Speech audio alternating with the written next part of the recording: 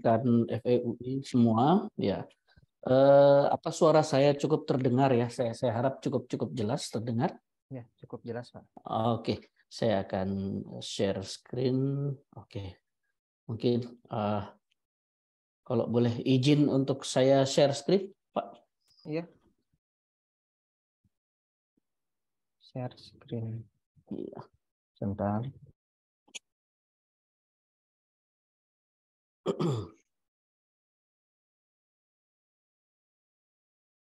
Ya, sebelumnya perkenalkan, nama saya Bregas Ekananto. Saya adalah Customer Success Manager dari London Stock Exchange Group Jakarta. Hari ini saya akan menggantikan Mbak Gabriela yang berhalangan hadir karena sedang sakit. Oke, saya akan share screen saya. Ya, oke, mudah-mudahan bisa terlihat jelas ya. Oke, jadi ya.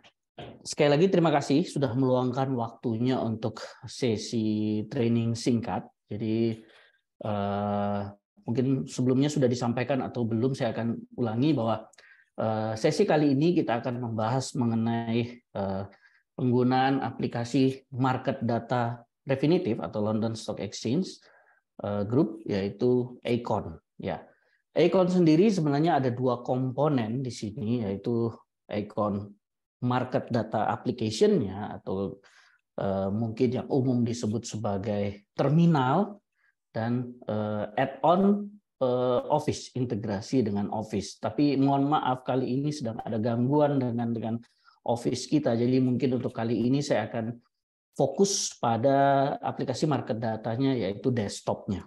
Nah, untuk Office-nya mungkin nanti kita akan setting sesi berikutnya karena kebetulan sedang ada gangguan hari ini.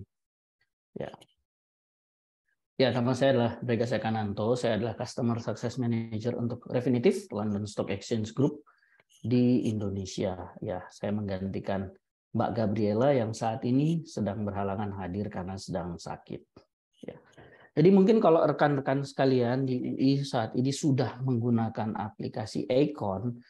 Jadi apa sih sebenarnya aplikasi Aecon itu? Jadi sekedar saya akan sedikit refresh. Aplikasi Aecon umum disebut sebagai aplikasi market data.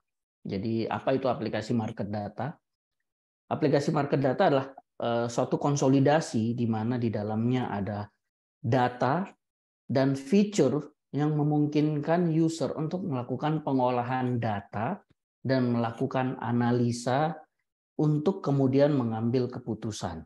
Nah, aplikasi market data umumnya memang kalau kita bicara yang populer adalah di industri keuangan, walaupun tidak spesifik hanya didesain untuk industri keuangan.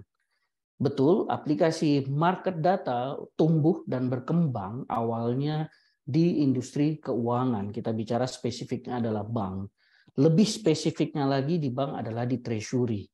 Kalau di industri keuangan non-bank ya kita bicara di equities, misalkan equities trader, equities dealer, fixed income trader, fixed income dealer, economic analyst, dan sebagainya. Tapi sebenarnya aplikasi market data tidak hanya melayani, tidak hanya dikhususkan untuk orang-orang yang bekerja di industri finansial, baik bank maupun non-bank, tapi sebenarnya lebih didesain untuk bisa digunakan oleh role yang lebih luas, role yang umumnya workflow-nya bersinggungan dengan workflow finansial atau yang ujung-ujungnya terkait dengan aktivitas finansial. Role dia sendiri tidak langsung misalkan berkaitan dengan aktivitas finansial, tapi memberikan dampak finansial terhadap perusahaannya. Misalkan analis komoditi di suatu perusahaan ekspor impor komoditi misalkan, atau perusahaan tambang misalkan, tentu aktivitas perusahaannya digerakkan oleh ya dinamika harga komoditi tambang tersebut sebagai contoh misalkan. Jadi kalau kita bicara mengenai Aecon adalah aplikasi market data.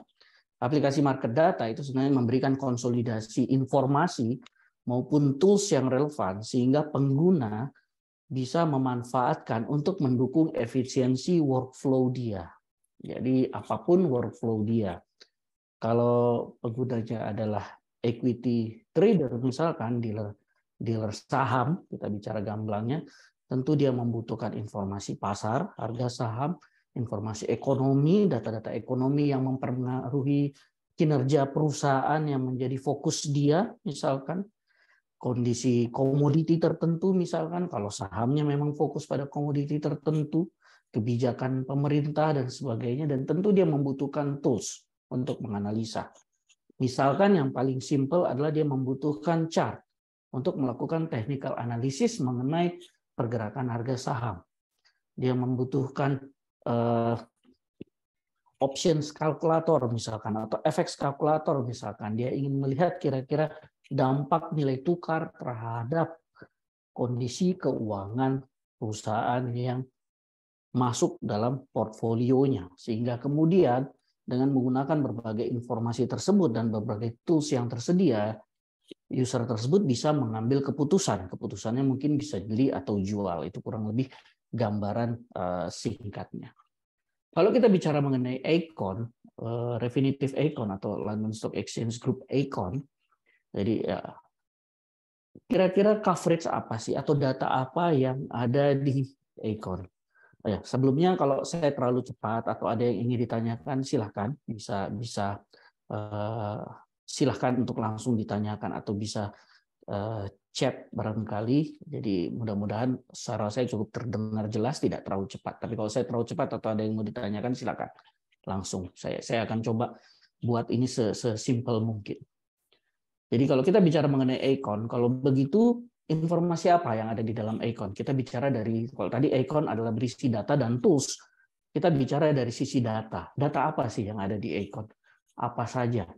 Apakah hanya saham? Apakah hanya FX misalkan nilai tukar, atau data yang lain apa yang tersedia di Aecon?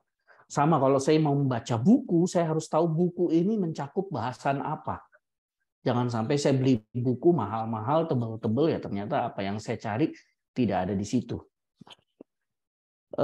Apa yang terlihat di layar sini ini hanya merupakan gambaran umum mengenai informasi luas yang ada di Aecon. Kita bicara mengenai news dan commentary, betul, itu bagian dari kita mengetahui apa yang terjadi di market. News misalkan berita yang dari lembaga resmi, misalkan kantor berita Antara misalkan, atau kantor berita Xinhua misalkan, atau dari rilis resmi misalkan rilis resmi Bank Indonesia, rilis resmi The Fed misalkan, atau dari Kementerian Keuangan, ataupun dari sumber-sumber berita lain. Kita perlu tahu apa yang terjadi. Oh, ternyata ada rapat Dewan Gubernur minggu lalu. Oh, minggu depan ada FOMC meeting misalkan. Kita perlu tahu apa yang terjadi. Forecast, tentu kita perlu tahu forecast, research, pandangan pelaku pasar misalkan. Kalau saya misalkan equities, yang paling gampang saya lihat research. Bagaimana sih research orang mengenai company ini? Bagaimana research orang mengenai industri ini? Bagaimana research mengenai country ini misalkan sebagai contoh. News bentuknya kan bisa teks, bisa bentuknya infografis, bisa bentuknya video, dan berbagai macam bentuk research, news, commentary, dan hal-hal lain yang sejenis. Termasuk video ya. Jadi mungkin kalau yang belum tahu, di Refinitiv itu juga ada video sumbernya misalkan dari Reuters News, dari Associated Press misalkan, AFP dan sebagainya. Jadi nggak hanya melulu kita melihat teks, mungkin saya perlu lihat wawancara dengan Gubernur The Fed, wawancara dengan Gubernur BI, atau mungkin video-video news lain yang relevan. Data ekonomi ya jelas tujuannya ini adalah bagian dari coverage. Data ekonomi, apa yang terjadi secara global ya akan mempengaruhi, apa yang terjadi secara makro tentu bisa mempengaruhi secara mikro. Ya, sebagai contoh, misalkan secara makro, konflik Rusia-Ukraina mempengaruhi perekonomian di sana, dampaknya juga akan mempengaruhi perekonomian negara-negara lain yang punya kaitan dengan negara tersebut. Misalkan belum lagi kita bicara jalur distribusi logistik yang terganggu, mempengaruhi negara lain. Komoditi, misalkan Ukraina, apa yang terkenal komoditi gandum, pasti sedikit banyak mempengaruhi Indonesia yang juga konsumen mie instan, walaupun ada source alternatifnya misalkan dari Australia, tapi sedikit banyak kita terpengaruh. Itu sekedar gambaran. Ya, market data dan pricing jelas, harga saham ya harga saham, harga komoditi dari berbagai macam sumber tentunya, harga instrumen fixed income, nilai tukar dan sebagainya. Jadi berbagai macam harga, berbagai macam market data atau pricing. Ya, sesuai dengan kebutuhan kita. Kalau saya fokus pada komoditi tertentu, batu bara misalkan, tambang, ya komoditi tambang yang menjadi fokus saya itu masuk dalam coverage. Kalau saya bicara logistik misalkan, ada harga bahan bakar, ongkos kapal, dan sebagainya macam, freight insurance, dan sebagainya, itu juga termasuk dalam market data dan pricing. Ya, kalau saya fokus ke saham, saya mau menganalisa saham, misalkan saya sebagai equity analyst, ya tentu saya butuh informasi harga saham itu sendiri. Dan berbagai macam market data atau pricing lain yang relevan. Informasi mengenai company tersebut ya tentu tidak lengkap kalau kita menganalisa harga saham misalkan, kalau kita nggak menganalisa company-nya. Jadi sebagai gambaran, informasi terkait company data misalkan ya financial report-nya atau fundamentals, merger dan akuisisi, intelligence terkait officers, directors, ownership dan sebagainya, tentu kan tidak hanya monopoli dari seorang equity analis misalkan, saya perlu tahu fundamental company tersebut. Tapi kalau kita lihat secara lebih global, misalkan pengguna dengan role sebagai di bank misalkan sebagai loan analis, penting bagi dia untuk mengetahui ini company yang mengajukan loan ke saya seberapa sehat. Saya perlu lihat kondisi company-nya secara fundamental, saya perlu lihat komparasi dengan industrinya, sehingga saya bisa mendapatkan gambaran mengenai kondisi kesehatan company dan industri pada umumnya, misalkan. Atau kalau kita bekerja sama, saya mau mitra dagang tertentu, company yang akan menjadi partner saya, tentu saya perlu tahu, misalkan apakah modalnya cukup dan sebagainya. Jadi informasi terkait company data tidak hanya monopoli misalkan equity analis atau researcher dan sebagainya, tapi kita bisa melihat dalam sudut pandang yang lebih luas misalkan. Ya, kita lihat kan ada berbagai macam, bukan hanya ownership, bukan hanya fundamental, ESG dan sebagainya. Ya, ESG sekarang sudah mulai naik daun, walaupun di Indonesia mungkin masih belum menjadi suatu kewajiban, tapi cukup banyak. Walaupun secara proporsional masih kecil, tapi sudah mulai bertambah informasi ESG dari company-company yang listing di Indonesia. Nanti kita bisa bahas lebih detail. Reference data, ya ini juga termasuk data yang merupakan coverage dari Aecon. Kita bicara mengenai indeks konstituen. Mungkin pernah dengar FTSE Russell, indeks FTSE Russell, Straits Times Index, yaitu indeks misalkan, dan itu tentu ada kalkulasinya, ada weightingnya, ada indeks konstituennya, membersnya siapa, contohnya JKSE, siapa membernya, siapa konstituennya, bagaimana perhitungannya. Mungkin pernah dengar FTSE Russell, itu adalah salah satu bisnis di bawah London Stock Exchange Group, salah satu brand di bawah LSEG. Ya, umumnya itu menjadi referensi, misalkan fund manager yang portfolio investasinya mereplikat indeks, misalkan kita tahu ada ETF LQ45 misalkan, dan ETF yang lain, atau fund reksadana yang mereplikat indeks lain, ya. Maka reference data adalah hal yang penting bagi mereka. Dan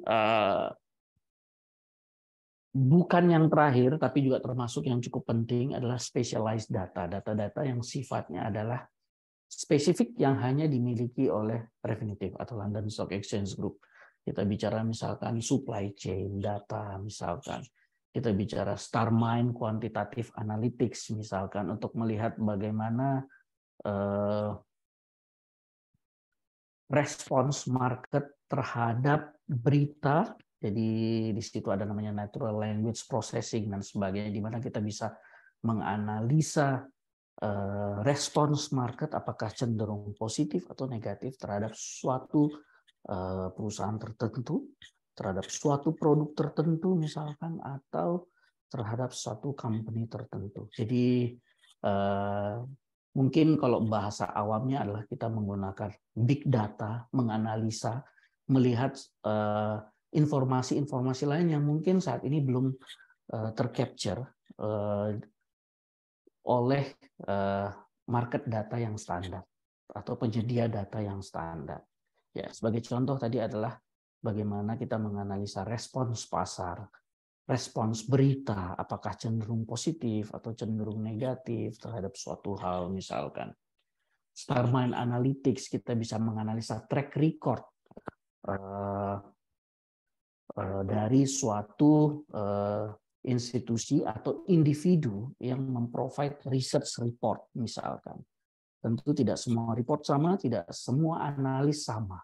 Bagaimana kita mengetahui siapa yang kira-kira patut didengar, siapa yang kira-kira mungkin kita harus hati-hati kalau melihat research atau report dari dia. Nah, di situ kita bisa menganalisa secara track record dari institusi atau individu tersebut.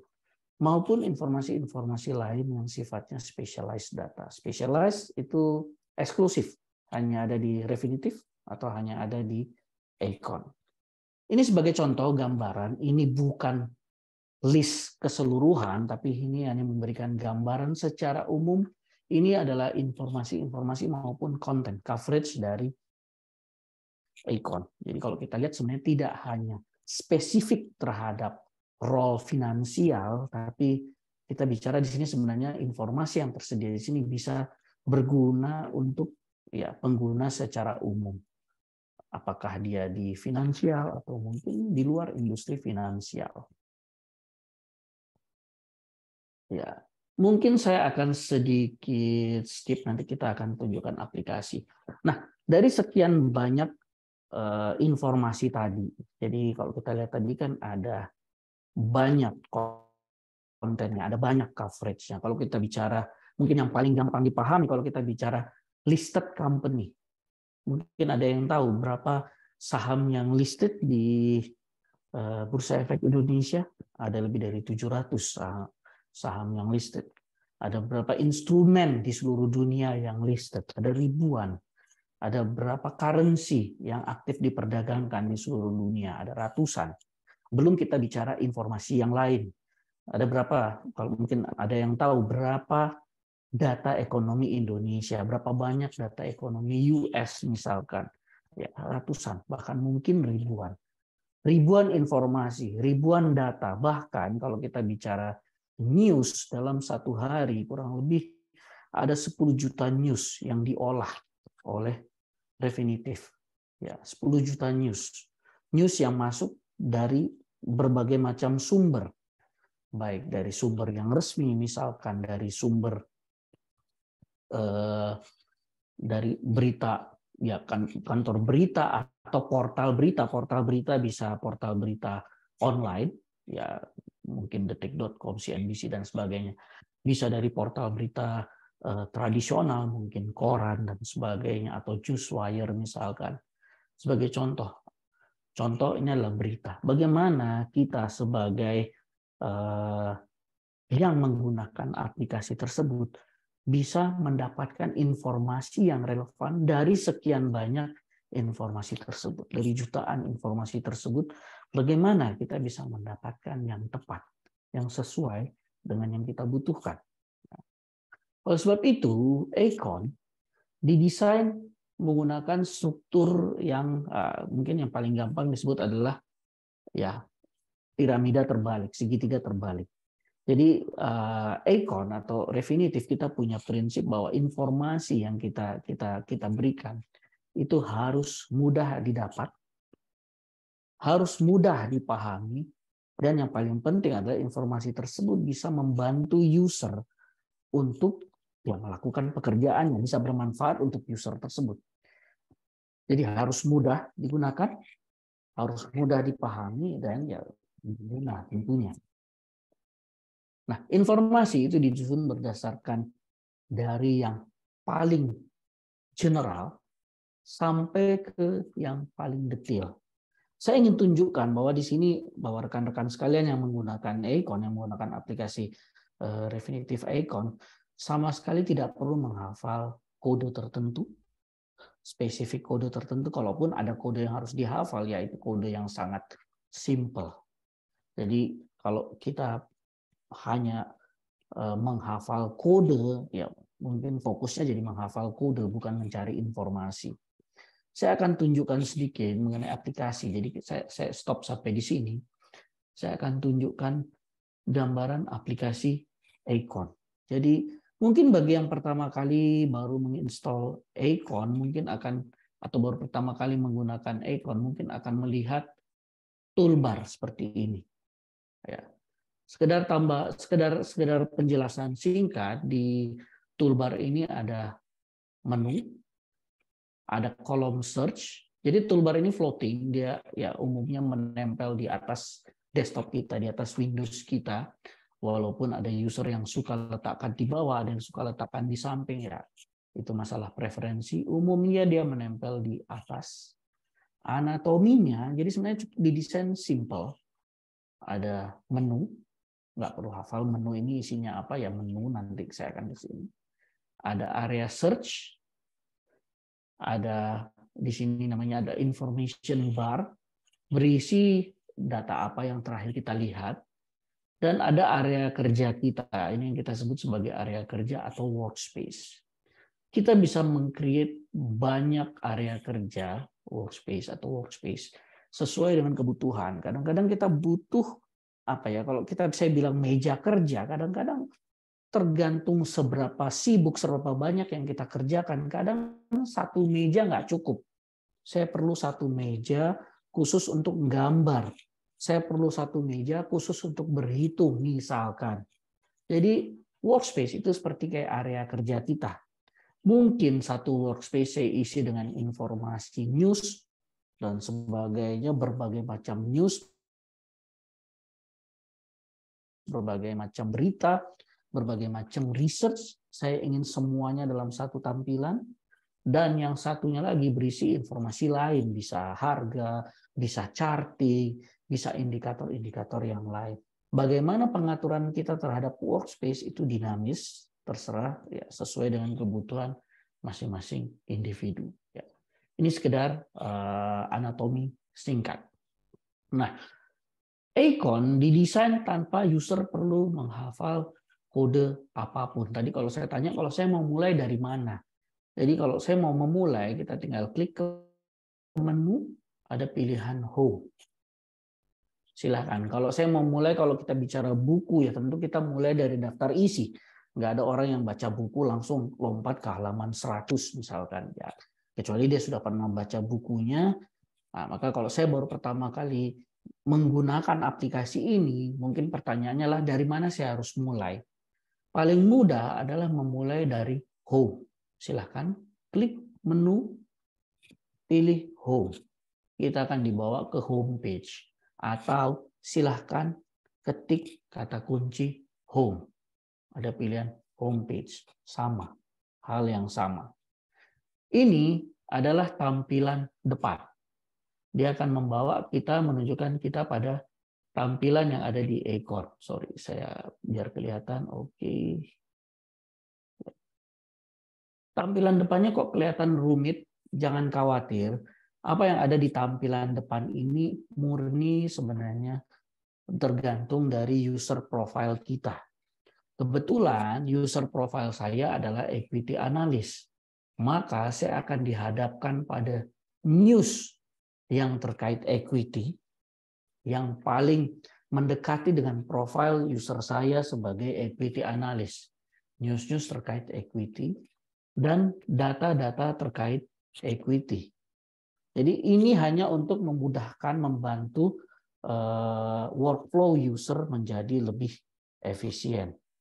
Contoh, misalkan kalau saya equity analyst, datang ke kantor pagi-pagi umumnya apa? Kalau kita bisa bayangkan apa yang mereka lakukan, mereka duduk, baca, mungkin buka website, ya sekarang udah nggak ada yang baca koran, mungkin buka komputer, baca website, apa Investor Daily, Bisnis Indonesia, Kompas, dan sebagainya.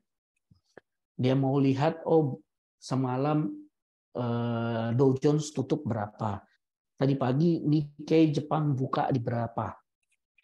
Dia mau tahu regional seperti apa. Kurang lebih kan workflow-nya seperti itu.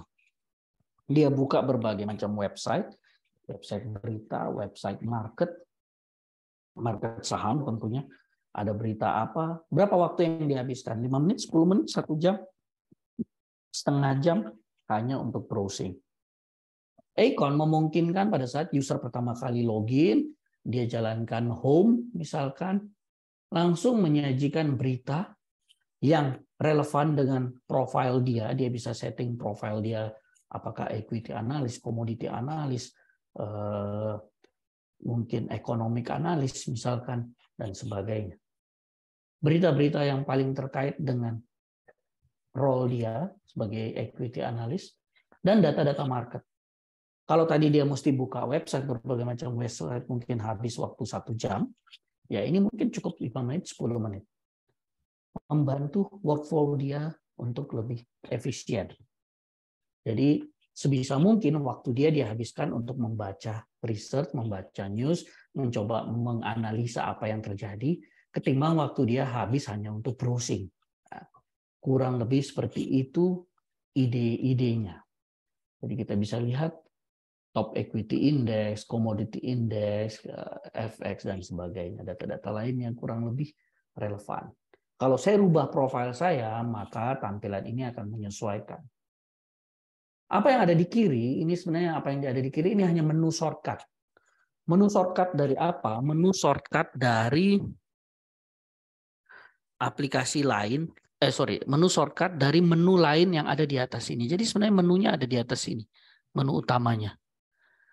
Jadi kita bisa lihat berdasarkan aset kelas. Jadi kalau kita lihat semua yang terkait FX, money market, fixed income, equities, dan berbagai macam sub-nya, commodities, dan berbagai macam sub atau hal yang ada di bawah commodities, atau region. Jadi kalau saya mau tahu informasi mengenai suatu market atau negara tertentu, ini tadi adalah aset kelas di mana Refinitiv Icon punya coverage.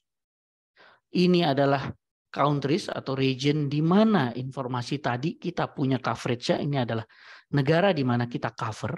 Ya, bisa kita bayangkan di sini aset class, misalkan FX, money market jelas, fixed income jelas. Ya, equities, commodities fund, real estate. Ya, real estate di sini lebih ke dari sisi pembiayaannya. Mungkin ada berbagai macam istilah pembiayaan real estate, tapi bukan harga rumahnya, apalagi yang tiap Senin harga naik, bukan. Tapi lebih ke financing real estate-nya, economics, economic finance jelas.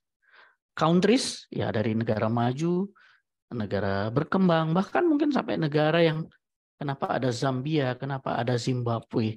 Ya mungkin di sini fokus utamanya bukan ekonomi, bukan nilai tukar, bukan listed company-nya.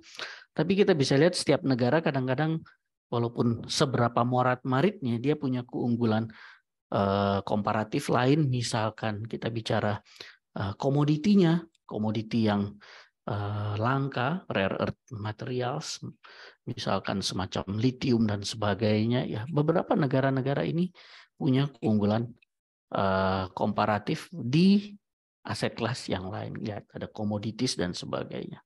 Industri jelas, kita mau lihat news and research jelas. Ya, ini profil saya. Ya, ini newscast kalau saya ingin lihat berita dari bentuk yang lebih interaktif. Jadi misalkan semacam video dan sebagainya. Tools trading kalau memang role saya membutuhkan suatu aktivitas pengambilan keputusan yang sifatnya transaksional, FX dealer, fixed income dealer misalkan dan sebagainya, maka ya opsional untuk memiliki tools trading langsung di dalam aplikasi juga tersedia. Dan financial institution besar. Misalkan ini kita lihat data-data yang sebagai referensi, ya biasanya referensi untuk rate, misalkan referensi bisnis dan sebagainya. Ya sebagai contoh ya bagaimana besarnya Credit Suisse begitu dia kesulitan keuangan ya gaungnya kemana-mana. Nah, contoh di sini misalkan saya akan tunjukkan bagaimana data disajikan dari yang paling generik sampai ke yang paling detail. Saya akan tunjukkan bagaimana implementasi ini. Nah, sebagai contoh, misalkan mungkin saya dulu latar belakang saya ekonomi. Saya nggak punya pendidikan spesifik mengenai material. Kita bicara misalkan tambang batu bara misalkan. Kalau saya ingin melakukan analisa mengenai suatu company tambang batu bara di Indonesia, maka salah satu komponen informasi yang saya butuhkan adalah informasi harga batu bara. Bagaimana cara paling gampang saya mendapatkan harga batu bara? Misalkan ya saya bisa search. Kalau saya search di Google harga batu bara, saya dapat atau enggak? Saya yakin 100% pasti dapat.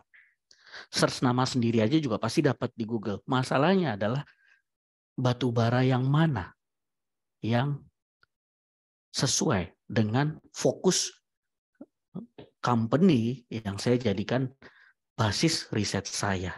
Nah, sebagai contoh, saya nggak punya latar belakang batu bara, latar belakang teknis.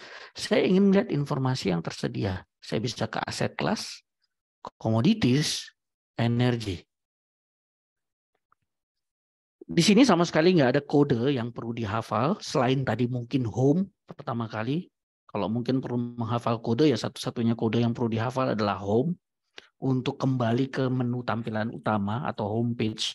Jadi kalau sudah browsing atau explore tersesat, ya silahkan kembali ke home. Silahkan kita bisa ketik home, misalkan untuk kembali ke homepage. Misalkan ada pilihan home, homepage. Nah, kembali ke yang tadi, misalkan ini sambil dia menunggu loading, saya bisa search sebenarnya informasi apapun yang saya butuhkan, saya bisa search. Jadi di Aecon ini ada fungsi yang namanya fungsi search atau search bar atau search box. Ya, ada yang bilang search bar, ada yang bilang search box. Memungkinkan kita untuk mencari informasi yang kita butuhkan secara cepat tanpa kita harus menghafal kata kunci tertentu.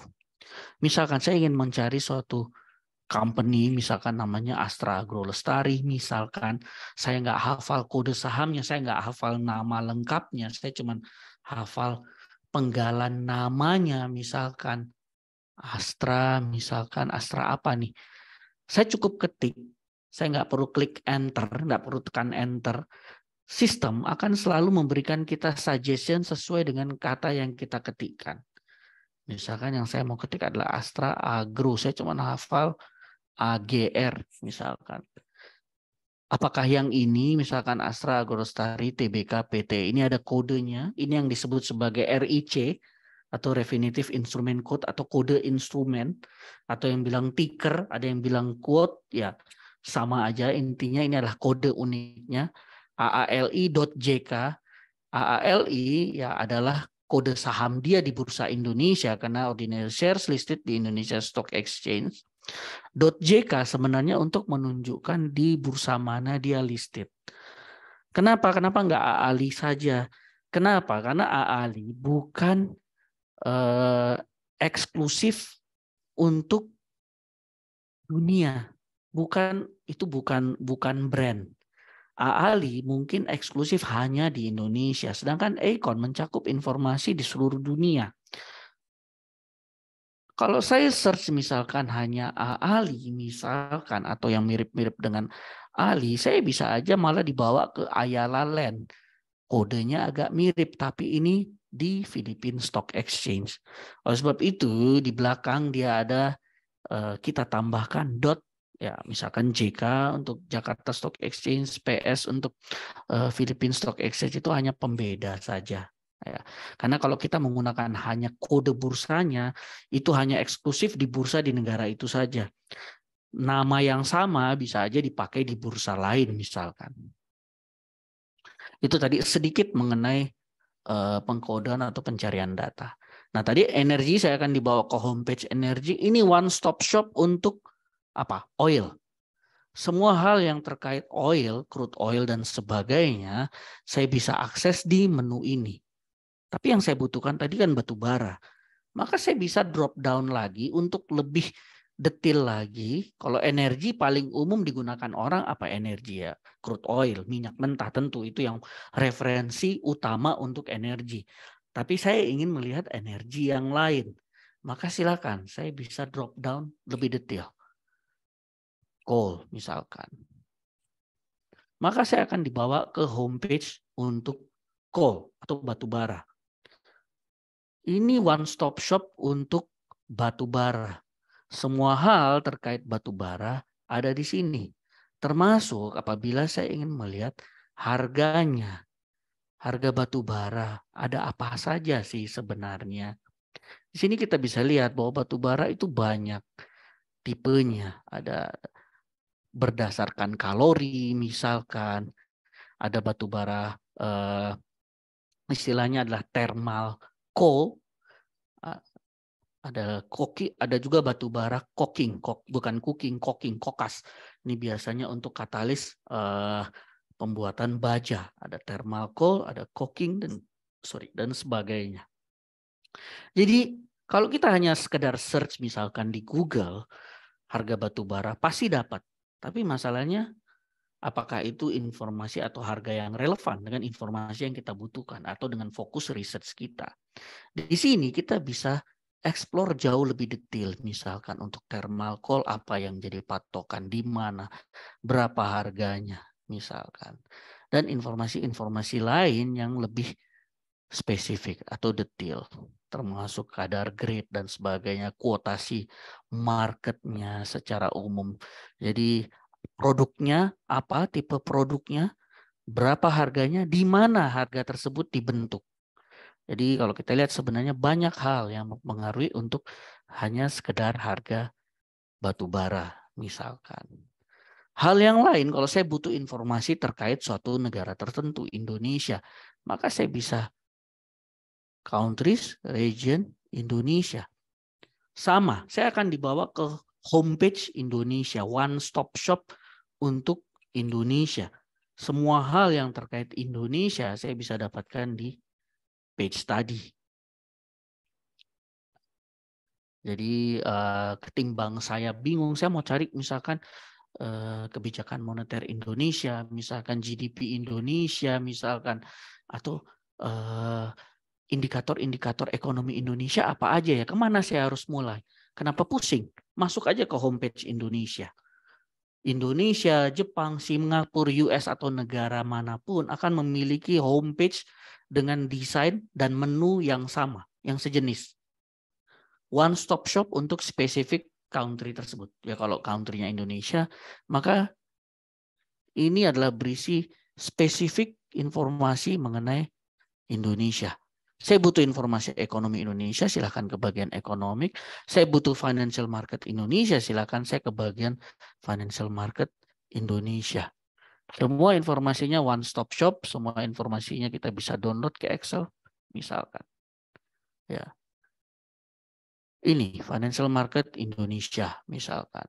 Semua ada bonds, ada indeks harga saham misalkan, ada nilai tukar, ada rate, policy rate ya, 7 days reverse repo itu sebutannya adalah policy rate Bank Indonesia misalkan, dan informasi lain yang mempengaruhi Indonesia. Saya ingin fokus lebih detail sedikit. Saya ingin melihat pasar saham Indonesia, JKSE, Jakarta Stock Exchange. Silakan saya tinggal klik. Maka saya akan dibawa ke homepage Jakarta Stock Exchange. Atau ya homepage-nya JKSE. Di sini saya akan disajikan one stop shop untuk Jakarta Stock Exchange misalkan. Ya, performance, news misalkan dan sebagainya. termasuk ada top movers, bottom movers, dan sebagainya. Ya, sambil menunggu dia loading, kita bisa melihat informasi yang lain, konstituen, misalkan charting, price news, dan research terkait JKSE dan sebagainya. Konstituen misalkan saya ingin melihat apa JKSE isinya apa misalkan. Saya tinggal klik ke bagian konstituen, maka saya akan dibawa ke menu ya konstituen misalkan. Jadi apa yang saya tunjukkan di sini dari tadi tidak ada kode yang perlu dihafal. Ya, konstituen ini adalah konstituennya. Informasi ini saya bisa download, saya bisa customize report atau view tampilan. Misalkan kalau saya ingin komparasi, misalkan strength, volatility, PE dan sebagainya. Atau saya ingin spesifik ke company, oh BCA menarik sepertinya. Coba saya klik. Begitu saya klik BCA, maka saya akan dibawa ke homepage-nya company tersebut atau Bank Sentral Asia. Setiap perusahaan yang listed di seluruh dunia akan memiliki homepage yang sejenis, tampilan yang sama. Apakah Toyota Motor Corp misalkan, apakah JP Morgan misalkan, ataukah Tesla misalkan, atau memiliki tampilan yang sama. Ini adalah one-stop shop untuk Bank Sentral Asia. Semua hal terkait data BCA yang saya butuhkan, tentu yang publicly listed, ada di sini. Termasuk informasi finansialnya, misalkan apakah income statement, balance sheet, cash flow, dan ya matriks-matriks yang lain. Ini contoh. Jadi dari tadi kita tinggal ikuti menu dari yang paling general, paling sampai yang paling detail. Bagaimana kalau saya butuh informasi lain yang spesifik? Misalkan saya butuh mengenai Toyota Motor Corp. Nah, ini kalau kita lihat company yang listed di Jepang, kalau di Indonesia mungkin gampang, BBCA, AALI, Astra misalkan, ASII. Tapi kalau di Jepang, kode listingnya itu bukan huruf tapi angka. Misalkan saya butuhnya adalah Toyota Motor Corp. Langsung aja Toyota. Nih, kode listing di Jepang ada 7203. Ini orang jenius juga susah ngafalinnya. Begitu saya klik, maka saya akan dibawa ke homepage-nya Toyota Motor Corp. Sorry, ini ada sedikit scaling layar. Saya akan coba bawa dia ke bawah. Sorry.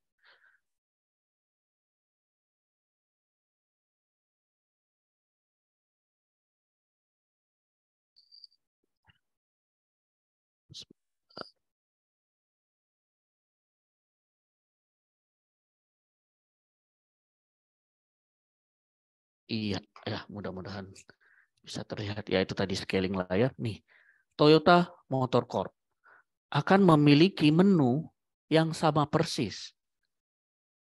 Jadi menunya seragam. Sebuah informasi yang kita butuhkan terkait company tersebut akan disajikan dalam menu yang seragam. Nah ini contoh. Nah, mudah-mudahan saya nggak terlalu cepat. Mungkin kalau ada yang mau ditanyakan silakan. Saya mungkin tadi kalau ada yang bertanya, maafkan saya belum melihat chatnya. Atau kalau ada yang mau ditanyakan silakan. Ya, saya harap cukup jelas ya, cukup mudah. Jadi struktur menu. Jadi yang paling penting kan tentu bagaimana kita bisa mendapatkan informasi. Kalau bagaimana data disajikan kita juga nggak tahu. Jadi di sini yang saya tekankan adalah bagaimana Aecon menyajikan data. Data akan selalu disajikan dengan konsep seperti ini. Dari yang paling general, silahkan kita ikuti alurnya. Dia akan kemudian menyajikan level berikutnya lebih detail lagi sampai pada titik fokus kita. Ya, sebagai contoh, misalkan kalau saya butuhkan adalah informasi finansialnya, BCA misalkan, silakan saya tinggal ke finansial. Apa? Balance sheet, income statement. Kalau income statement, klik income statement. Dia akan sajikan berapa tahun terakhir. Saya bisa rubah, misalkan last 8 period atau all period. Misalkan saya butuh semua, lagi-lagi saya bisa download. Selalu ada pilihan untuk download, jangan khawatir. Di sini saya bisa explore datanya. Misalkan ada data, misalkan ini 813 dari mana ya, klik. Silahkan diklik, sistem akan membuka window baru, menyajikan informasi dari mana. Jadi setiap yang biru, yang di highlight biru ini sebenarnya merupakan link. Jadi kadang-kadang ini dari mana ya Refinitiv? Kok saya nggak nemu ya angka ini kalau saya baca laporan keuangannya ya. Tentu kan sumbernya dari laporan keuangan. Tapi mungkin ada beberapa angka yang dispute mungkin. Kenapa ya kok saya nggak ngelihat angka ini dari mana? Ya silahkan klik aja angkanya. Sistem akan menyajikan ya laporan keuangan, laporan tahunan atau laporan kuartalan di mana data itu tadi disajikan. Jadi kita selalu bisa namanya come back to source. Kita bisa melihat apa namanya dari mana sebenarnya data ini. Kalau dia hasil kalkulasi bagaimana kalkulasinya. Kalau dia langsung dari sumber ya bagaimana sumbernya. Misalkan seperti itu. Filing, semua yang terkait dengan laporan suatu company yang publicly listed ke regulator itu masuk dalam ya filing, sesuai namanya ya filing. Filenya dia ada di bagian filing misalkan.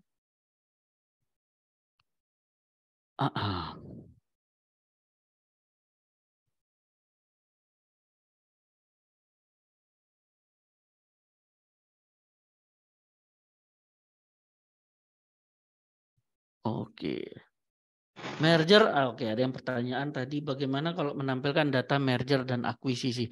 Merger dan akuisisi umumnya dia berada di bagian event, ada yang namanya company deals. Ini contoh ya. Company deals itu bisa istilahnya bisa ya merger, bisa akuisisi.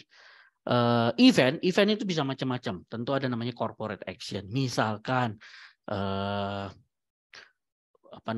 penambahan jumlah saham beredar dengan misalkan dia lakukan stock split atau dia lakukan right issue dan sebagainya, itu adalah bagian dari corporate actions. Misalkan capital change, ya itu juga sama, penambahan modal dan sebagainya, atau dividen. Jadi misalkan saya mau tahu saya pegang saham Astra, kapan bayar dividennya, itu masuk dalam istilahnya adalah event. Ya, kalau company tersebut punya aktivitas M&A itu kan aktivitas merger dan akuisisi, maka kita bisa lihat di bagian ya company deals. Ya. Tipenya apa? M&A, merger dan akuisisi. Ada atau tidak? Kalau ada akan muncul di sini, misalkan. Ya kan sebelumnya Juni 2020 Rabobank itu kan sempat ditargetkan, targetnya siapa? Acquirer-nya ya nggak sendirian, ada BCA Finance, ada Bank Sentral Asia, terus ada Arcor Teknologi Indonesia, ini juga yang menjadi target BCA ya. Kalau kita lihat kan dia bagiannya target. Tapi BCA nggak sendirian, kalau kita lihat ada berbagai macam. Rabobank, Bank Royal yang kemudian jadi BCA Digital, ada Bank Harda, Central Sentosa Finance dan sebagainya. Ini contoh aktivitas M&A untuk suatu company tertentu. Hal yang sama kalau misalkan siapa ini Toyota memiliki aktivitas yang serupa, kita bisa lihat di bagian company deals. Jadi menunya serupa. Menunya ya event, company deals. Jadi kita bisa lihat ya statistiknya, top country-nya di mana misalkan. Ya kita bisa lihat siapa yang jadi targetnya siapa. Role-nya sebagai apa misalkan. Ini contoh. Ya perusahaan global dia jauh lebih banyak. Ingat kalau ada lambang ekspor ke Excel itu kita bisa download ke Excel. Mungkin kita perlu untuk ya olah lebih lanjut dan sebagainya ya sesuai dengan kebutuhan. Mungkin ada lagi yang ingin ditanyakan, silakan bisa langsung tanyakan atau bisa via chat. Jadi ya Overview ya overview tentu overview dari company-nya, news and research ya news dan research mengenai company tersebut jelas. Ada namanya social media monitor dan sebagainya. Jadi apa ini? Ada hal yang menarik. Jadi kadang-kadang namanya news ya news atau berita itu kan bagian dari kita melakukan analisa. Mungkin pernah dengar istilah bagaimana kalau saya survei bagaimana survei perilaku konsumen. Mungkin kalau teman-teman ada yang di mungkin pernah melakukan di marketing barangkali namanya survei mengenai penerimaan konsumen, survei perilaku konsumen. Zaman modern survei atau persepsi konsumen kadang tidak perlu untuk mengetahui persepsi konsumen kadang tidak perlu dilakukan secara tradisional sebar kuesioner dan sebagainya yang memakan waktu, tapi bisa kita lakukan dengan secara lebih akurat, lebih cepat, lebih akurat bahkan dan lebih mudah, yaitu dengan kita memonitor sosial media.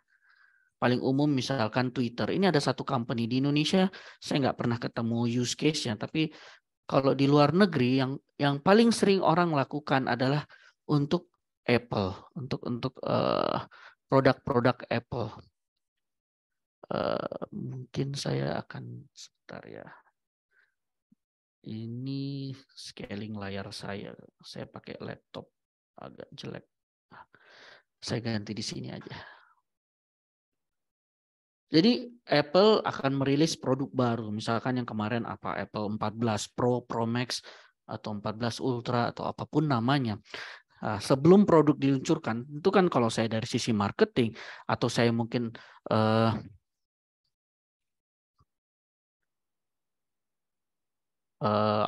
saya orang yang menganalisa Apple, saya tentu mau tahu kira-kira apakah pasar akan menerima iPhone 14. Nah, biasanya ini akan kan kita umum ya, mungkin kalau yang pengguna iPhone atau yang memperhatikan teknologi, biasanya ada yang namanya leak.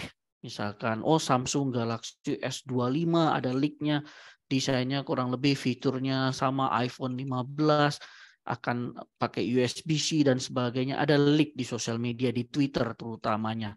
Nah, dari situ kan tentu ada orang yang retweet, ada orang yang membalas tweet tersebut, misalkan, iPhone 15 akan menggunakan port USB-C, oke saya suka, nggak perlu beli kabel lagi misalkan. Ada tweet yang bernada positif, ada tweet yang bernada negatif. Nah, bagaimana kita bisa tahu apakah cenderung positif atau cenderung negatif? Di sini ada yang menggunakan namanya istilahnya adalah NLP. NLP itu Natural Language Processing. Jadi ada AI yang menganalisa bahasa manusia, intonasi ya tentunya tone di penulisan, gaya penulisan, membahas dia menganalisa bagaimana tweet dalam hal ini Twitter itu apakah bernada positif atau bernada negatif. Sehingga kita bisa dapat gambaran mengenai market acceptance atau sentimen terhadap produk tersebut atau terhadap company tersebut. Ya, akan lebih hemat waktu ketimbang sebar kuesioner, berdiri di pinggir jalan, Mas mohon waktunya, Mas mohon waktunya. Ya, saya bisa jamin mungkin dalam sehari cuma 2 atau 3 lembar yang diisi. Contoh bagaimana kita bisa memanfaatkan sosial media untuk mendapatkan sentimen pasar. Atau paling tidak mendapat gambaran mengenai sentimen market terhadap ya suatu company tertentu. Ini, makanya dia ada di bagian news. Apakah ini applicable untuk semua company di Indonesia? Enggak.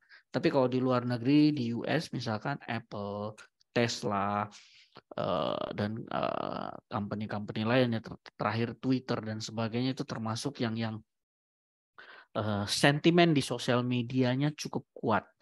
Sehingga sering dijadikan dasar orang untuk menganalisa. Price dan chart ya jelas ya kita melihat misalkan ya pergerakan harganya dan sebagainya. Estimate ya kita melihat di sini namanya sesuai namanya estimate. Target price apakah beli, jual, di level berapa. Mungkin yang perlu saya tekankan bahwa kalau kita melihat rekomendasi, apakah rekomendasi itu hold, buy, outperform dan sebagainya, ini adalah berdasarkan si analis.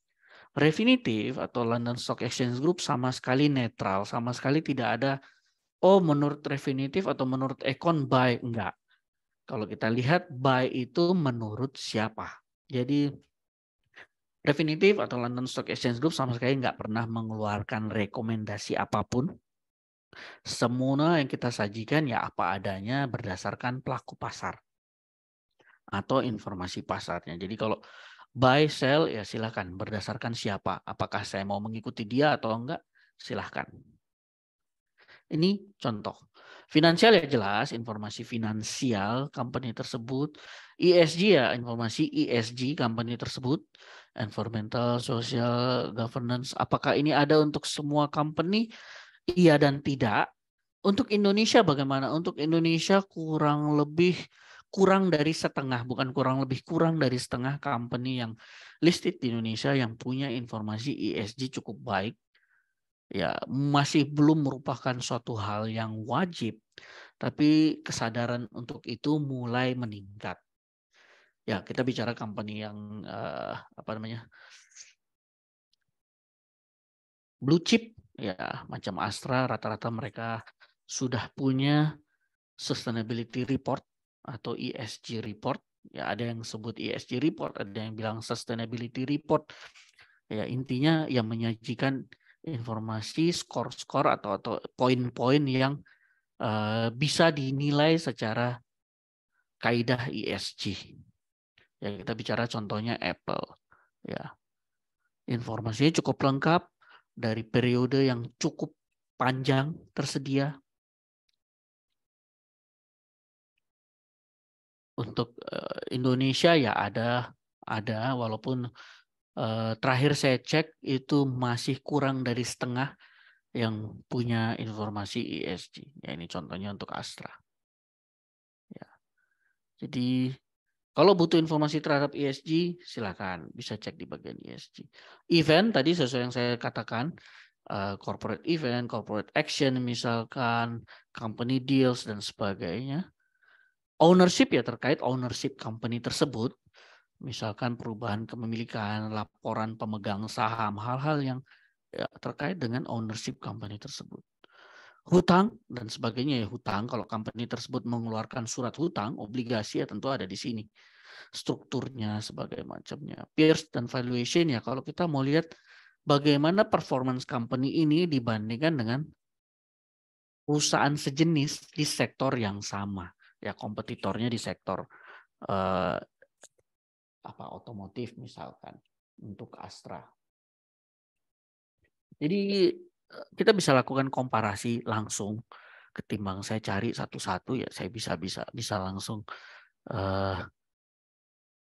lakukan komparasi.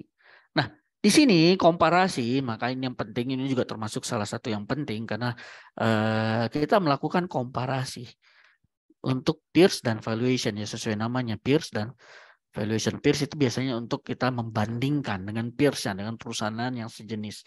Masalahnya Econ itu kan menampilkan informasi dari seluruh dunia, perusahaan yang publicly listed di seluruh dunia. Perusahaan yang listed di Indonesia di Jakarta Stock Exchange atau Indonesia Stock Exchange bisa jadi punya kriteria sektoral yang berbeda dengan Singapore Exchange, dengan Philippine Stock Exchange, dengan Bursa Malaysia misalkan, atau dengan New York Stock Exchange, atau dengan London Stock Exchange misalkan. Bagaimana kriteria untuk otomotif, bagaimana kriteria untuk tambang dan sebagainya bisa jadi berbeda antar bursa.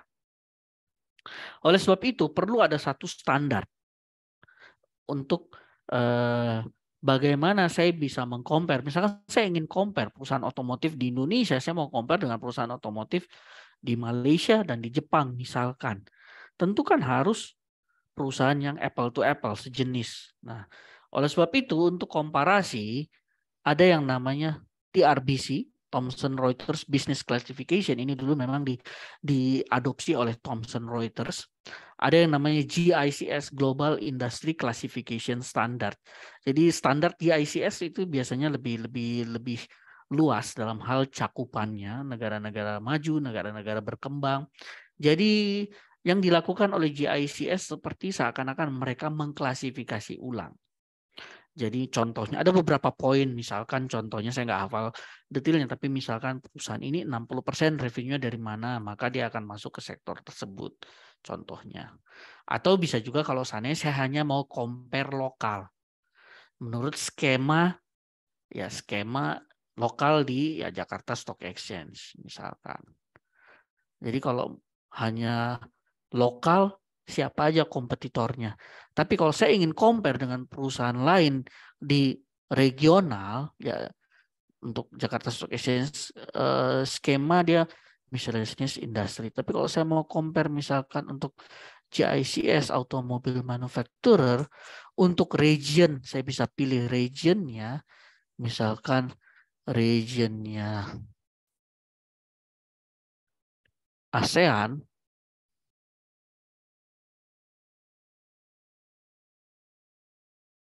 Maka tentu kita bisa lihat ada banyak. Dan ini dia masuk berdasarkan klasifikasi GICS, Global Industry Classification Standard. Artinya saya yakin pada saat saya compare Astra dengan UMW, mereka struktur finance-nya kurang lebih serupa. Sehingga benar-benar saya bisa compare misalkan. Nah, ini contoh bagaimana komparasi bisa kita lakukan. Peers, relative valuation dan sebagainya. Derivatif ya kalau company tersebut ya selain punya saham dia punya yang lain, warrant dan sebagainya misalkan atau rights. Filing sesuai namanya ya filing. Apapun yang dia laporkan terkait keterbukaan informasi ya masuknya dalam filing. Perubahan manajemen, hasil RUPS dan sebagainya. Ya dan tambahan informasi lain 360 menu. Ya, kalau ada maka akan muncul di sini. Ya. Sampai di sini mungkin ada yang mau ditanyakan, silahkan.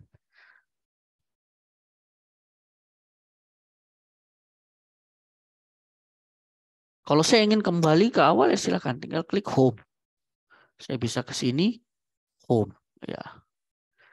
Jadi kalau dari home ya ini saya bisa seperti kayak di browser ya saya bisa kontrol supaya lebih simpel aja saya bisa docking istilahnya.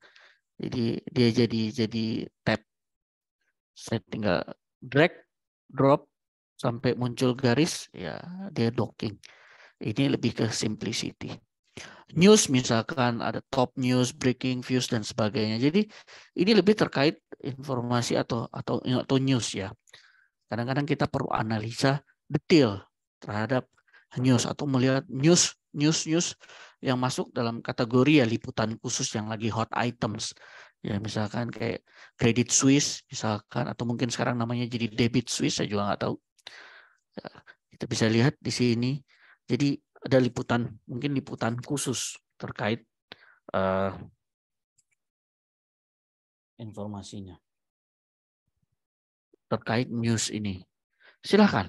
Apakah newsnya terkait komoditis misalkan. Mungkin saya mau fokus berita energi. Atau terkait industri misalkan industri tertentu. Atau berita regional misalkan. Southeast Asia misalkan. Oh saya mau tahu berita-berita sekitaran aja. Oh Pak Peri rupanya menjabat untuk term kedua. Misalkan disetujui ya. Jadi news banyak hal yang bisa kita membantu analisa kita terkait news. Nah, ini sampai di sini ini sebenarnya yang saya tunjukkan adalah data. Bagaimana data disajikan secara terstruktur, bagaimana kita mencari data yang kita butuhkan. Sampai di sini ada yang mau ditanyakan atau tidak? Mudah-mudahan cukup jelas ya. Silahkan kalau ada yang mau ditanyakan. Oke, saya sambil lanjut. Mudah-mudahan saya nggak terlalu cepat. Kalau mohon stop saya kalau saya terlalu cepat mungkin atau kurang jelas. Nah, data ya itu data isinya. Tentu kita juga butuh tools, alat untuk kita menganalisa data tersebut. Nah, Maaf Pak, ya silakan. Ya, dengan Evi, Pak. Sebelumnya terima kasih, Pak. Ya, Mbak Saya ada Evi. yang mau saya tanyain, Pak. Tadi Yes. kan Bapak ada compare ya, yang sektor itu ya, Pak. Ya, Nah, di sektor itu waktu di compare itu kan keluarnya sebaris gitu ya, Pak ya. Nah, kalau misalnya nih, kita misalnya mau compare data ESG antara sektor, misalnya kayak tadi Astra Internasional, kita mau compare sama perusahaan yang lain, tapi yang kita mau compare itu data ESG-nya gitu, gitu. Bisa nggak ya, Pak? Kalau ini oke. kan saya nggak terlalu jelas ya, maksudnya ini yang di compare apa sih gitu kan? Ya, Ini yang, ini oke. Ini sebenarnya ya makasih Pak. oke. Makasih Mbak Evi. Ya, nggak apa-apa. Pertanyaan bagus. Di bagian peers dan valuation sebenarnya ada banyak apa namanya items yang bisa di-compare. Ya, ini umumnya orang meng-compare performance misalkan atau PE, EPS dan sebagainya. Jadi di sini kita bisa apa namanya rubah-rubah ya, misalkan regionnya untuk ASEAN. Ini contoh aja. Oke.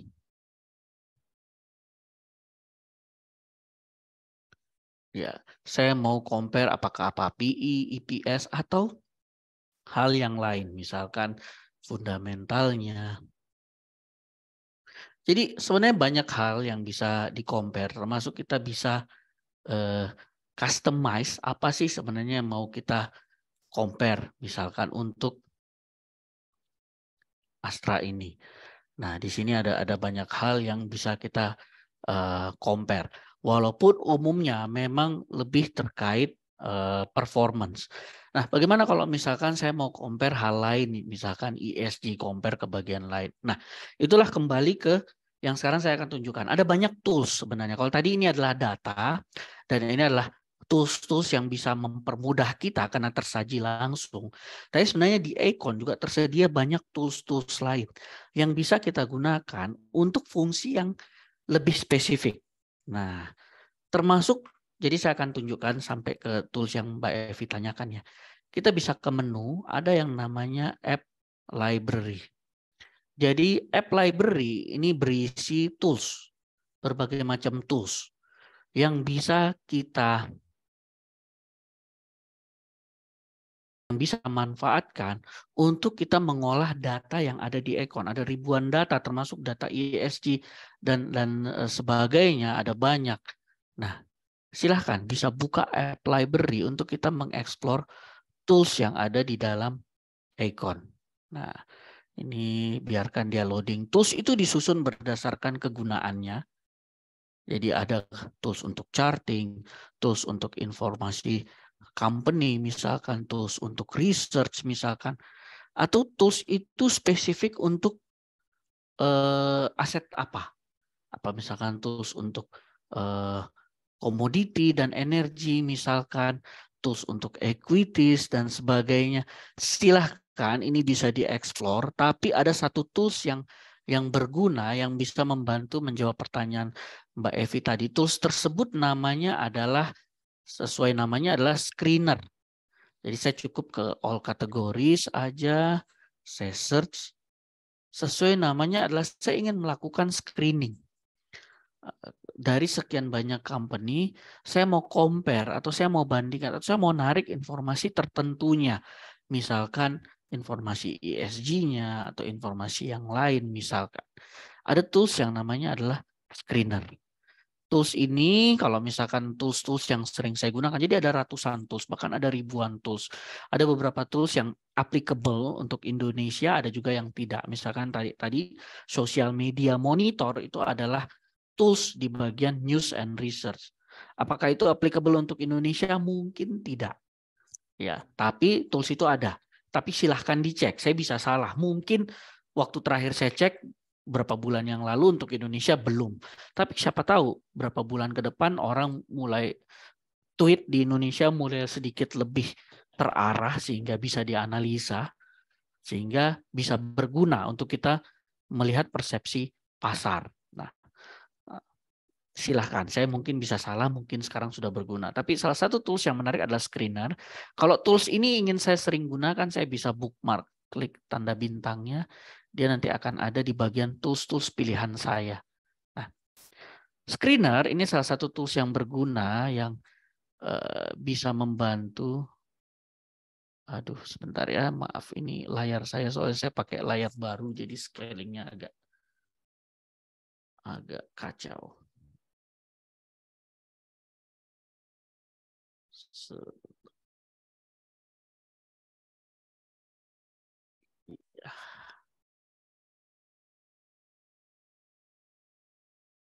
Ini saya hilangkan biar oke.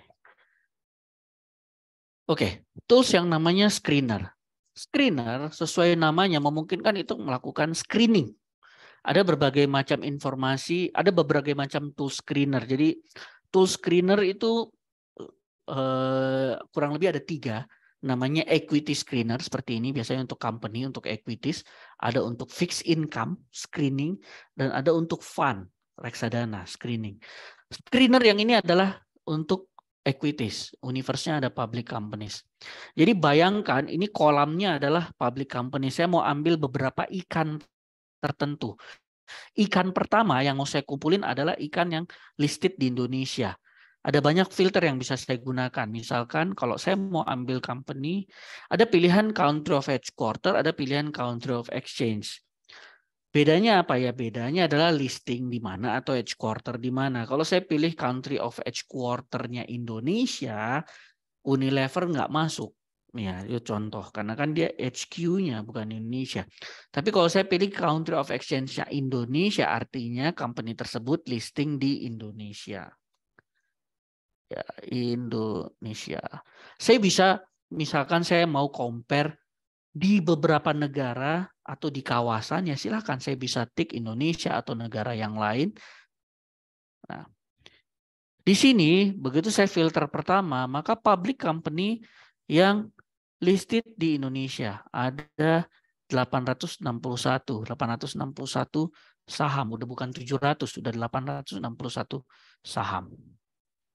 Di sini yang saya butuhkan adalah informasi ESG-nya. Informasi ESG yang mana? Yang saya butuhkan informasi ESG kan ada banyak, ngapain pusing-pusing, kita lihat aja.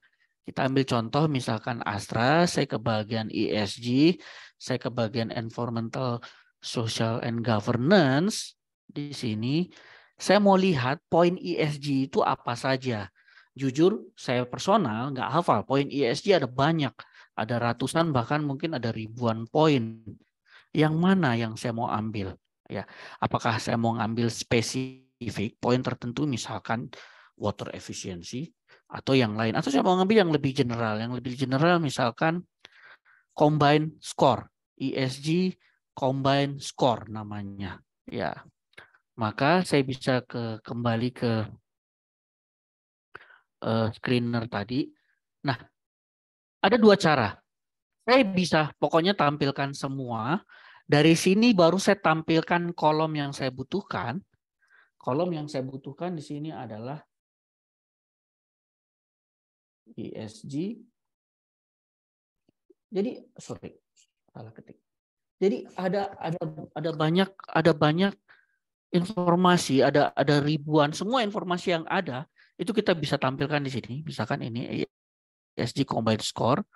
Dari kapan sampai kapan, bisa series atau yang terakhir ya, mungkin supaya nggak terlalu berat, yang terakhir aja. Add, masuk, oke. Nih, langsung muncul ESG score untuk seluruh company yang listed di Indonesia. Saya bisa sorting berdasarkan yang ada isinya. Nih, dari 800 kurang dari setengah yang ada. Betul kan?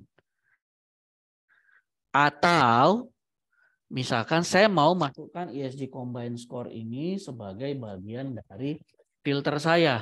Saya nggak mau pusing-pusing, pokoknya saya mau langsung tampilkan company yang ESG Combined Score-nya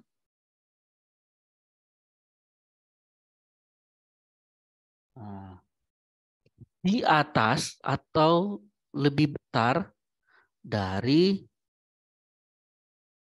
10 misalkan. Ya kan, saya mau tahu pokoknya yang skornya lebih besar dari 10.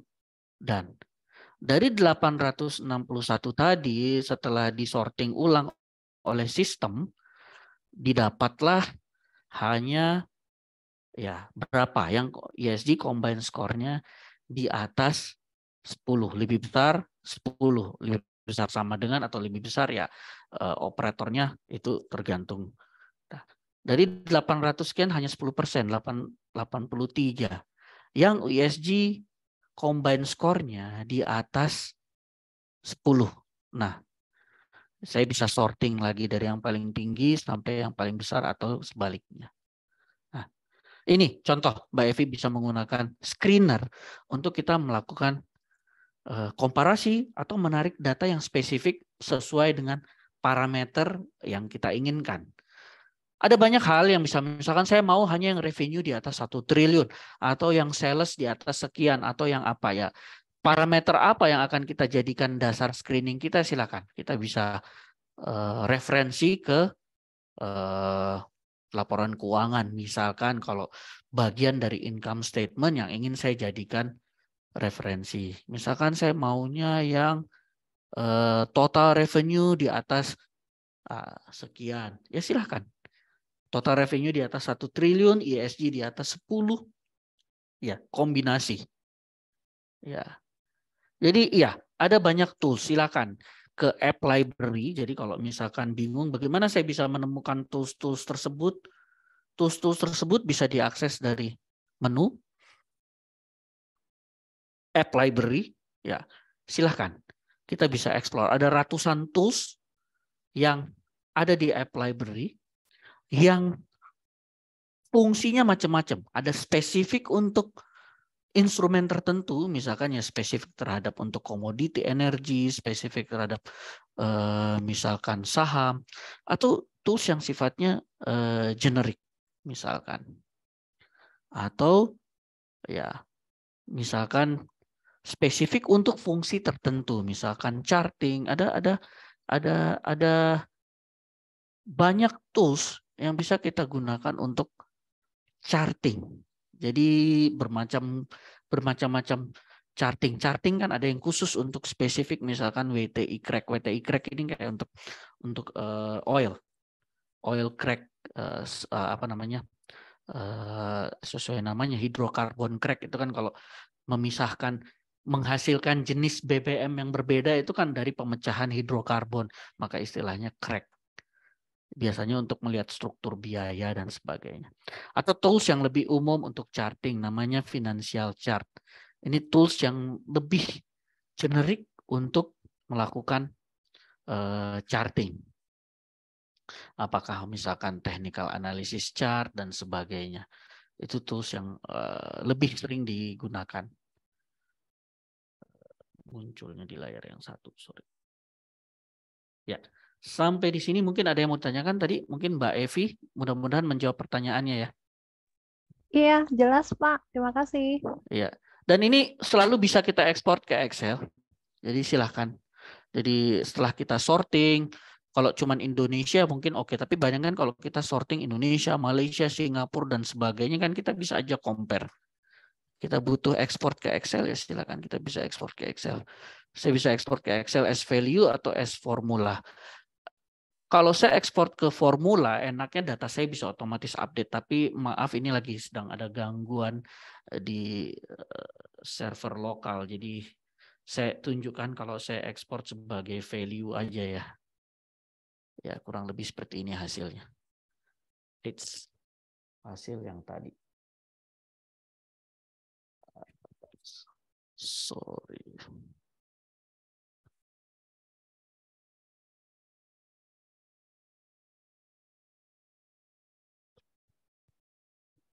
Iya, sorry layar saya mati. Ada yang mau ditanyakan mungkin?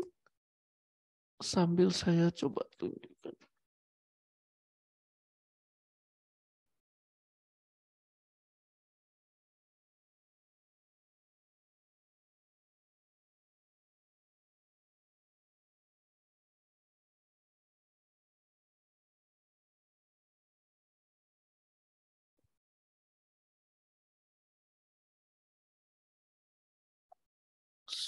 Sebentar, saya coba sharing ke layar yang satunya.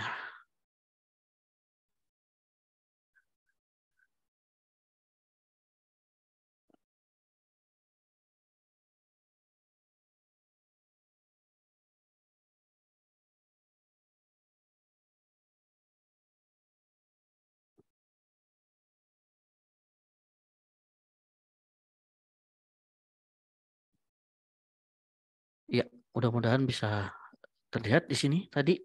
Ya, ini contoh kalau tadi saya ekspor ke Excel, ya hasilnya seperti ini. Ini kebetulan hanya value, tapi memungkinkan kita Excel sebagai export sebagai formula di mana datanya akan otomatis update.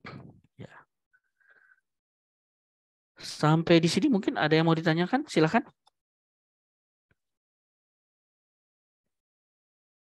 Jadi ya, saya sarankan silakan explore berbagai macam tools yang ada di sini di app library.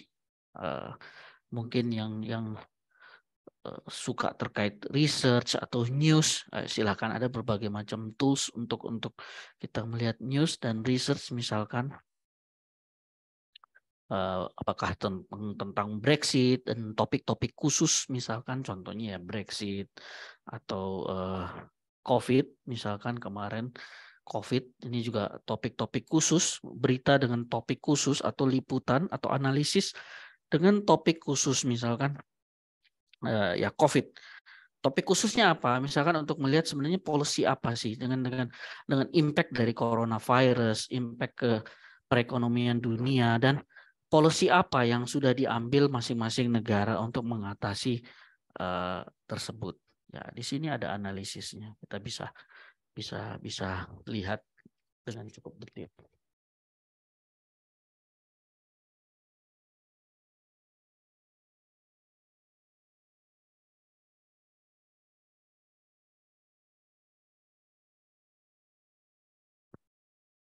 Ya, mungkin ada lagi yang mau ditanyakan, silakan.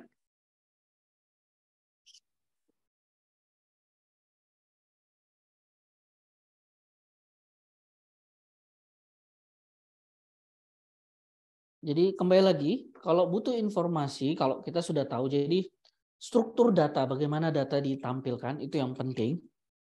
Kalau ya hilang arah, misalkan silakan home, langsung ke home page, itu adalah selalu ke tampilan depan. Kita bisa mulai lagi dari sini, apakah cari berdasarkan instrumen tertentu, countries atau region tertentu, misalkan.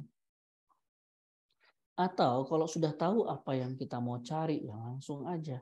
Misalkan saya udah tahu yang saya mau cari adalah GDP Indonesia. Ya langsung aja Indonesia GDP. Misalkan. Nggak perlu enter, biarkan sistem yang memberikan suggestion buat kita. GDP yang mana? Year on year misalkan. Terus apakah yang dari IMF misalkan, dari balance current account misalkan, dari Bank Indonesia balance of payment, current account, percent of GDP, ada penjelasannya. Kalau yang saya butuhkan, oh yang ini aja, klik, kita akan dibawa ke informasi tersebut. Termasuk kapan nih terakhir rilisnya, nanti kapan akan dirilis, dan sebagainya. Seberapa penting informasi ini bagi market, dan tentu bagi pelaku ekonomi di Indonesia ya medium. Artinya ya cukup penting. Historical 10 tahun, 5 tahun, 1 tahun misalkan. Dari sini saya bisa juga langsung misalkan ekspor yang lain. Misalkan data ekonomi yang lain di Indonesia, inflasi misalkan, update. Nah, sampai di sini mungkin ada yang mau ditanyakan, silakan.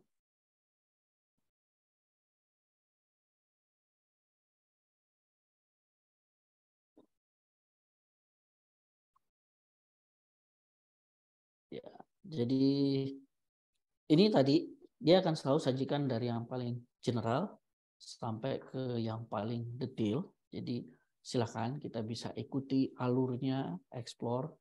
Nggak perlu ada kode tertentu yang harus dihafal. Ya, kalau misalkan ingin menghafal kode tertentu, ya ini sebenarnya bukan kode yang harus dihafal, tapi ini lebih ke kode-kode betul setiap setiap fungsi misalkan fungsi charting atau tadi home itu kan tentu ada kodenya. Setiap instrumen itu ada kodenya. Ya kadang-kadang orang butuh cepat, kalau dia sudah terbiasa, ya tentu dia bisa menggunakan kode-kode yang umum. Walaupun sama sekali ini nggak perlu dihafal, tapi kalau sudah terbiasa, ya silahkan. Ini hanya fungsi-fungsi yang umum digunakan. Apakah untuk fixed income, misalkan FX dan money market, misalkan untuk asset management, ya orang melihat fund, equity, dan sebagainya. Itu hanya gambaran singkat. Ya, kalau ada pertanyaan berikutnya silahkan bisa email ke saya bregasltekananto@lsec.com. Ya, mudah-mudahan ini untuk basis gambaran cukup jelas, bisa bermanfaat buat rekan-rekan sekalian untuk mencoba memulai menggunakan Acorn. Jadi suatu aplikasi yang mudah untuk digunakan, bisa membantu ya mungkin untuk keperluan riset, untuk keperluan analisis dan sebagainya. Ya. Kalau tidak ada lagi yang ditanyakan ya, terima kasih, sekian dari saya. Selamat sore, sehat selalu semuanya. Sampai jumpa di lain kesempatan. Ya, selamat sore Bapak Begas. Terima kasih atas pemaparannya. Baik, Ya, terima kasih Pak. untuk peserta jangan lupa untuk mengisi presentasi kehadirannya ya. Untuk pelatihan hari ini dicukupkan sampai di sini. Terima kasih. Selamat sore. Selamat sore semuanya, sehat selalu. Sore, terima kasih Pak.